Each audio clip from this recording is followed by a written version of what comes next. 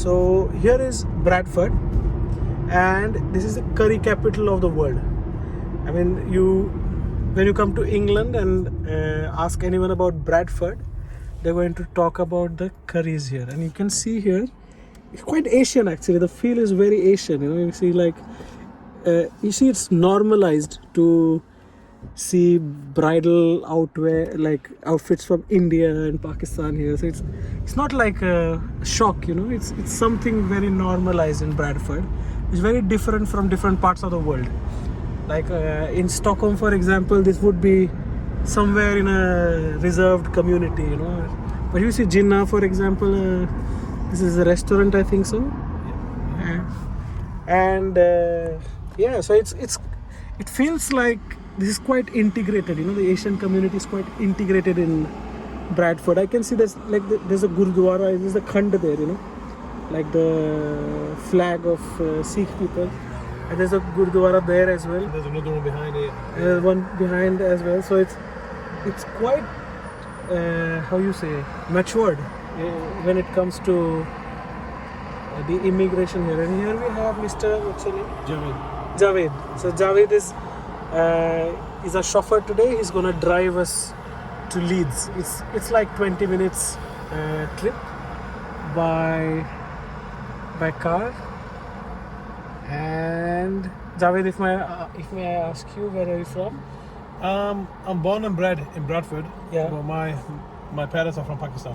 Pakistan, okay. Yeah. So he's our neighbor from Pakistan, and we might ask a few questions to Javaid about how his upbringing has been in Bradford, how much he misses Pakistan, how much he wants to go to India, to see India, meet people there. I have a lot of experiences of discussions with Pakistani people in Bradford. We have been living here for a week now, and it has been amazing actually. So one thing I learned about Bradford is that most of the people you meet here come from a specific part in Pakistan. It's called Mirpur. So they're like Mirpuris, Kashmiri, Punjabi people. And you see Pakiza, for example, it's so normal to see Indian restaurants on the main street, sort of. It doesn't feel like it's like exotic anymore. It feels so mainstream to see Indian cuisine or Indian Pakistani, Asian, whatever you call it. It's so mainstream here. So that's one thing I really found very different in Bradford. So how was it growing up in Bradford? It was good. It's like home. You see, Bradford's home to us. We've lived in a Pakistani area, Asian area, Yeah. And when I was growing up, it was half and half in the school. Half English people, half Asian people. Right. Everybody from our area went to the same schools. You got on the bus and went to the same school. Everybody followed each other. Right. If your friend's big brother went somewhere, you'd go there with your friend. Wow. It's all that kind of feel, the same as like in Pakistan. Very old school. Very old school. Do you have any famous people from the Asian community in Bradford? Like someone we know globally? Not top yet, I don't think we do, but we have people coming and going, but I can't really think of anybody off the top of my head. Any cricketers that come from Bradford? No, I mean, they've not made it big, but the cricketers are like, there's a few in the England team, Is it Moin Khan, he got in the England team, he's from Bradford. Wow, so Moin Khan is from Bradford? Yeah. As per... He grew up here and stuff, yeah. Wow, that's cool.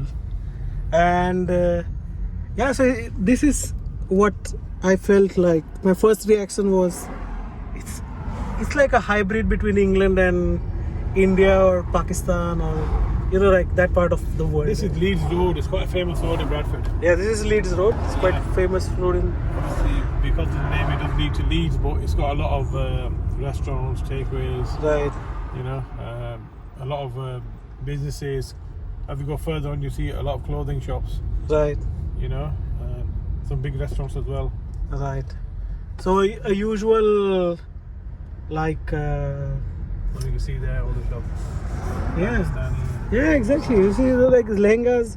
I mean, it's tea places. Yeah, exactly. It's like Peshawar, chapli kebab and all that. Yeah, there's a mall there. And so this is like a nice, what do you say? A nice compressed yeah. India, Pakistan. Yes, it is. Yeah. You get like the best from all these parts of the world here. So yeah, see Mirpur I was talking about. It's like it's everyone is from Mirpur. I'd say 80% of the Pakistanis in Bradford are from that region. From that region. 80%. Okay. I'm not. You're from which part I'm of from Pakistan? Attock. Attock. Yes, which Okay. is halfway between Rawalpindi and Peshawar. Yeah, we know the Attock. The Attock. northern region. I mean, Yeah. the northwest frontier from us is about, from where we are in Pakistan, about 8 miles. The 8 northwest miles, okay. frontier. So we are quite northern Pakistan. So you speak Pashto? Or No, I don't speak Pashto. you speak Urdu then? No, we speak Hinko. Hindko. Yeah, Hinko is a language we speak, which is what the people of Attock speak. Some people speak Pashto. I mean, our ancestors spoke Pashto. Okay. My ancestors, the family tree goes back to Afghanistan. Okay. So can you teach me something in Hindko? Like how do I say what is your name in Hindko? Tera na keve. Tera na keve. Yeah. Oh, tera na keve. So it sounds like Punjabi. It's an offshoot of Punjabi. It's a form of Punjabi. Okay. It is a form of Punjabi. I mean, if you are to classify it as a language, it's Punjabi, but it's Hinko. Is Saraiki and Hindko the same thing or? No. No. Hinko is different. Because I watch a lot of Coke Studio, Yeah. and So do I. there is one song, Ishq Aap Ve Awalla Te Kaam Ve Awalle. No, that's not Hinko. And those Saraiki singers. Yeah, no. No, That's it's not that. No, it's different. Which part of Pakistan they speak Saraiki? I think it's also the northern part, but towards, I think, the northwest. Northwest, so that's Think more so. Peshawar time. Yeah, on that Siding side, Peshawar. Yeah. So Sanam, you see Sanam. Yeah. It's so common like to see. We've been to a place called Akbar's here. It was Yeah, it's on the right hand side. yeah, it's somewhere here, yeah. Yeah. And they had like a challenge, you know, They're the clothing shop. yeah, you see Textiles. chiffons. There's lots of tea places. Yeah. in Bradford. Mr. Chai. Oh no, my chai, sorry. Charsi Karai, Akbar's. Akbar's, yeah. So we were here, King of Curry, and they had like gold shops. And Durrani Gold, you see. It feels like I don't know. It doesn't feel like England. It no, feels, Bradford doesn't. it feels like England. See, Bradford, they say that there's a population of 500,000, right? Okay, They say the Asian population is about 150,000. so that's right, 30% of. Yeah, now that is a lot. No, yeah. for you, but I personally think it's a lot more than that. Okay. I think it's near 200,000. So maybe they're coming and going, and they have like family ties. And because you get to see it and feel it. Yeah. You know, wherever you go, Yeah, you exactly. people, and you know, Yeah, exactly. Doesn't all feel the like, businesses, all the big businesses are on, and all these DIYs owned by Pakistani. Yeah. You know, they're Pathans, they own the Cha and the tea place and all the businesses here, you know. So how culturally people are So how like are people still culturally connected to Pakistan? Or Yes, they are, very much so. they identify themselves as Pakistanis? Yes, they do, yeah. Okay. Very much so, yeah. And has there been any like a hybrid culture in Bradford, like something that's not English, that's not Pakistani, but like more? It is now, the younger generation is, yeah. I mean, this is the first 24-hour Asian supermarket Yeah. in Bradford. It's 24 hours. Wow. Al Halal. Yeah. And it's like Indian Pakistani food. Worldwide. Worldwide. Group own it, Al Halal. They've got branches in Bradford, Manchester, Halifax. No, sorry, Bradford, Manchester, Oldham, all the north of England. They've got maybe about 6 or 7 branches everywhere. Wow. Besides. That's cool. How about in universities? How is the representation from Asian community. Asian community? In universities, there's quite a bit now. A lot of a lot of our youngsters are going to university now. It's getting more and more now. Right. You know, everybody wants their children to go to university and stuff, you know. Right. Do they feel there is an identity crisis? Like, Do they? Yes, now I tell you what's happening, what I personally feel, okay? Our children now, our younger generation, they can't speak our own language. Like Urdu, Punjabi. What it is, we're too busy earning money as parents and Right. doing our work. We don't spend time with our children to teach them our language, our culture. But then, We speak English with them to make our life easier. does Bollywood help? Like, do they watch Bollywood? Not as much now. They used to, but the younger generation now don't watch Bollywood. They only Because- watch Bollywood if their parents watch it. Because we met a lot of people who were kind of in their 40s, 50s now. Yeah, And they strongly connect to the culture through movies. Yes, and also you know, I mean, Hindi, Urdu, very similar. A lot of people have learned Urdu via movies. From movies. Yeah, that's true. So this they can't read and write Urdu, but they can speak it fluently. Yeah. This is quite cool actually, because you see Sardarji. This area here, on the left. See, you know where we came past the Gurdwara, there was a lot of, there's a big Sikh community. They used to be in them areas where the Gurdwaras were. Right. But as these Sikh community, their kids have grown up, they become more successful. Because the Indian community generally is more into education and bettering themselves. Right. So they have moved to these parts, Putsi, Kavali. A lot of Indian people have moved here. Right. They've bettered themselves. Okay. Nice areas, nice location, you know, good house prices. They've moved here. Right. So you will notice a lot of Indian elderly people going for walks around here.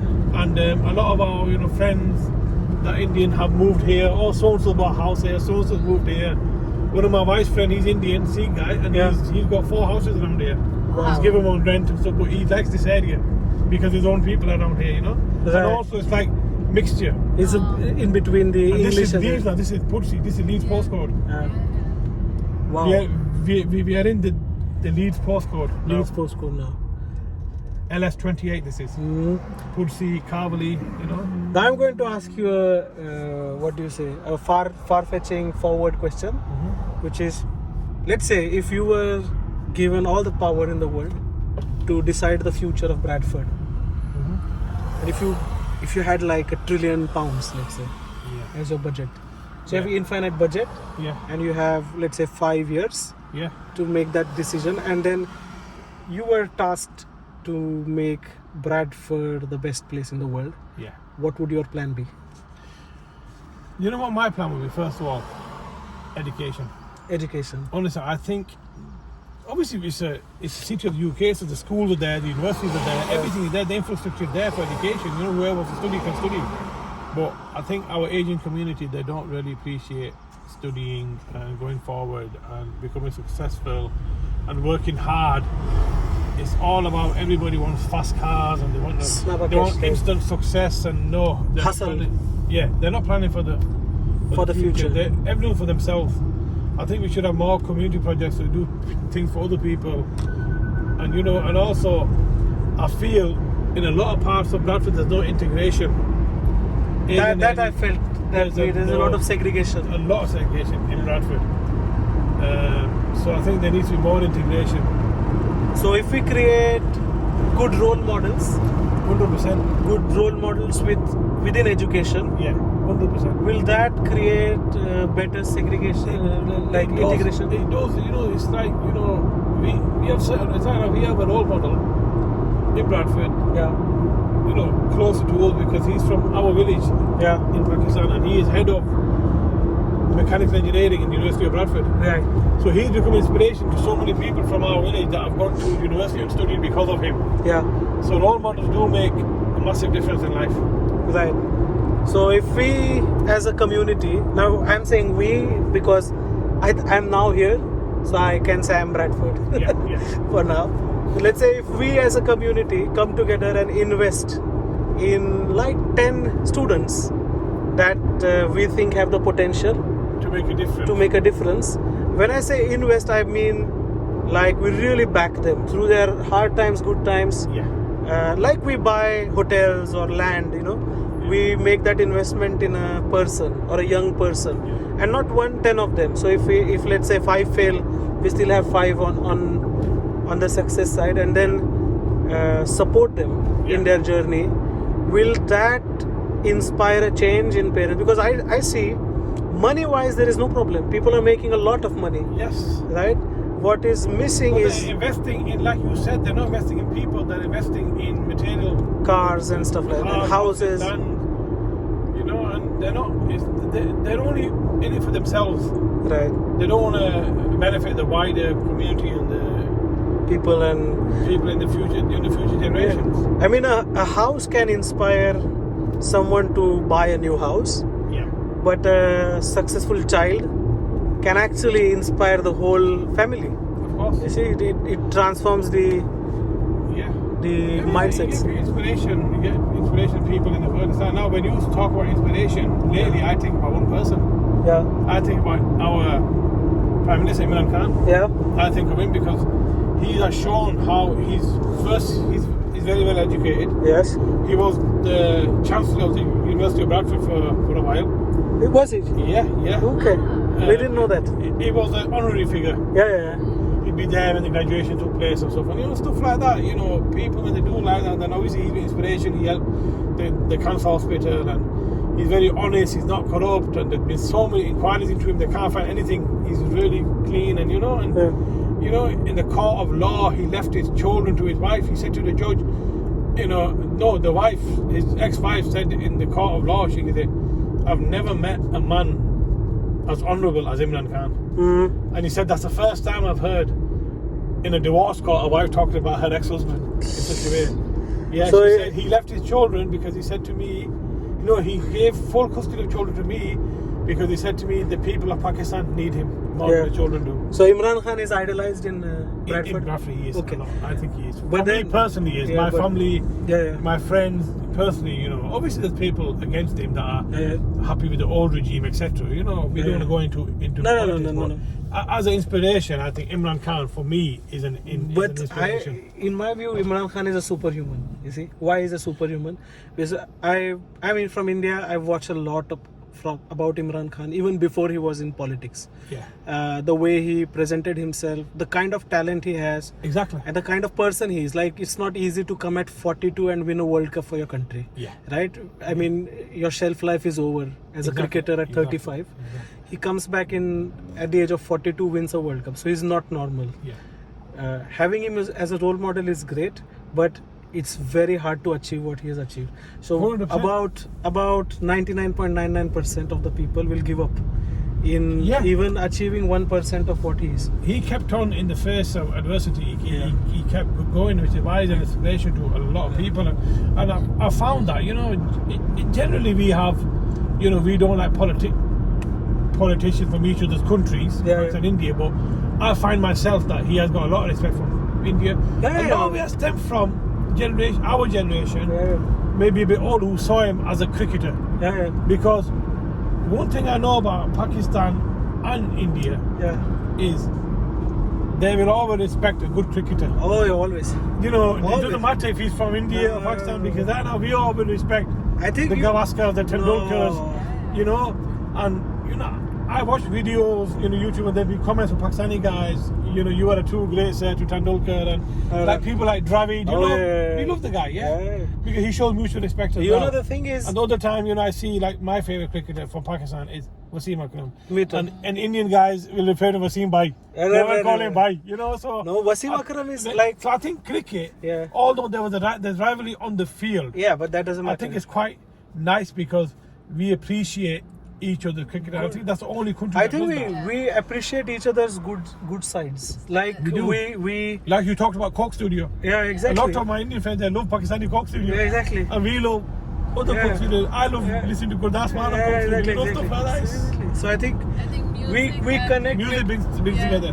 Music, cricket, even politics brings us together, because if we see who is good on both sides, like. We get inspired by Imran Khan's speeches. His speeches are brilliant. I mean, that's why a lot of my friends, they will send little snippets of his speeches. I mean, he sounds that he wants to be independent. He doesn't want to be told by others what to do, and that is kind of a new way of thinking. A lot of Indian people say to me as well. They say we are so happy with Imran Khan. This is the first time we have had a person representing an Asian country that. The world is taken seriously. They're listening to what he's got to say. The world powers want to listen to Imran Khan. They want to talk to him. They want to, have dialogue with him because he seems to talk sense. So I think we're quite fortunate to have that. And the only thing I want India to have somebody like that as well. I want India to have a leader like that as well. And I think if India had a leader as like Imran Khan as well, I think that region will really massive benefit. But India will never get that kind of a leader through politics. They'll get these kind of leaders through industry, through sports, and that's what I'm saying. If we are responsible, like somebody who's respected, like Sachin. If he became the Prime Minister of India, Pakistan and India will become best friends. Yeah, but Because, you know, he is, again, you know, very forward thinking, Yeah. you know, very, you know, he's brought up in a world where there's no boundaries for sport, Yeah. no boundaries. But- So I think, you know, when I say through politics, but I mean, in Pakistan, Imran Khan hasn't come through politics. Yeah. He's come through sheer determination. He's come to through help love. his people Yeah. and lead his people and do something for his people. And I think he's loved by people. I think that's all he said in the beginning was, "My Pakistani brothers need me." yeah. I think there will be a phase for like that. I think every country will have I hope so. a phase for I everyone. really hope India gets it as well, you know, because I've They- seen the benefits it's done to Pakistan. You know, the young generation yeah, in the UK, Pakistanis, they didn't even know anything about politics. right, Now, since Imran Khan has come on board, they love Imran Khan. right, The young generation, I mean, the British-born people, the 20, 25-year-old, 30-year-old, yeah, they didn't even want to know about Pakistan. Since Imran Khan has come, he's made Pakistan cool for them. You know, and I think So they that want. is- So the world wants cool leaders to connect to They young do. people. Young people, 100%. Yeah, Because he can speak the language so well, he's educated, he's studied in England, in Oxford. I think India is at a different phase with it when it comes to democracy. So Yeah. India is now what India. I'll just tell you. I'm not an Indian citizen anymore, but I can tell you what's happening in India. Yeah. So what is happening in India now is we are taking democracy to its darkest corners. So democracy was a mainstream game before, you know. Yeah. You had to be like some rich guy who could make it to the parliament. You had to be rich, popular, famous, Yeah, yeah. and then you go to parliament. Yeah. Now what they are experimenting with in India is they're taking it to a common person somewhere in the corner. So now, for example, we had something called a Padma Shri award in India, Okay. which was like the highest civilian honor. And that was usually given to the people who were closer to the parliamentarians, Yeah. like the inner circle kind of. For the first time in last 3, 4, 5 years, Yeah. it's going outside that circle. So now they're finding people, they're finding a school teacher who is in, let's say, some remote part of India, Uh-huh. and he is teaching children mathematics. Yeah. And he's like 85 years old now. Yeah. And they're finding that guy and they're putting him on the corner. Now India is kind of moving towards decentralizing power. Good. So what they're doing now is they don't want the state to take responsibility for everything. So there are startups for education. There is a startup for everything, transportation, this and that. So they want more private participation to take responsibility of India's future. Yeah. And so they're kind of moving towards this decentralized power in India, which is kind of a nice thing. It is, yeah. And also they are doing it through I mean, this is a transition that's going, the country is going through big transition ideologically as well, that how we want the power to be. We had power, people like Indira Gandhi who were like Yeah. very strong and very strong leader. iron fisted and all that. And then we realized that there are drawbacks and benefits of it. The drawbacks sometimes outweigh the benefits. Of course, yeah. So the popular leaders trend in India is now going to get over, I feel. We are going to get more decentralized power in India, more power for people than for like the leaders. But it will take time because we are now realizing our challenges in India. For example, one of the challenges we have in India is how do we accommodate people with disabilities in the mainstream of the country? Yeah. How do we accommodate people who don't have access to better infrastructure? Like a person sitting in Delhi has internet, roads, सब कुछ है उसके पास. Yeah. But if you go like far away in the desert in Rajasthan, Yeah. then how does that person get an opportunity to be mainstream in the society? So that's the kind of challenge the country is solving right now, like internally. Externally, you can say whatever. India is very hard to decode. You know, I realized when I came to outside It's India. a very big and complex country. Yeah, and they're talking at many levels, you know. So it's Yeah. like on one side we are talking about education, healthcare, this, that, world peace. There's so many frontiers on which India is engaged. So it's very hard to get like a one snapshot of the country from outside. But from inside, what the struggle is right now is to see how this powerful country makes its people powerful. You know, that's the problem they are currently solving there. I live in Sweden. That's far away from India and Pakistan both sides. But I'm usually very much interested in how societies are transforming around this new technology and you know, internet and all these things. So I see that happening. I especially was very much you know, one of the things that we want to do is go to Pakistan and have food. because you know, there are so many food vloggers in Pakistan. They talk about food and we see the people are so hospitable, like no one charges you for chai and all that. Pakistan, So we want to really experience that warmth, you know, when we go to Pakistan. One day. We will, inshallah. There will be a time and place where we go in Pakistan and enjoy the great culture they have. And it's also very diverse, you know. Pakistan is not like one culture. It's so much, like we spoke about Hindko, Saraiki, Pashto, Urdu, Balochi, so many languages, Gujarati, Marwari, so much. But it's fun, and I really like the conversation we had. This is my experiment with taking trips between cities. I used to know this other guy in Bradford, quite old guy, Indian guy, Gopal his name was. Okay. And what he used to do, he used to just go on walking trips around Bradford at the areas. He used to walk 5-6 miles. And he used to go and take pictures. And he said, I'm just making a diary of where I walk and travel. And he would see somebody stood to one side, he would come up to you. Actually, I spent. They say, would you mind me take a picture? And that's what you do. And he wasn't making a video. You used to take pictures.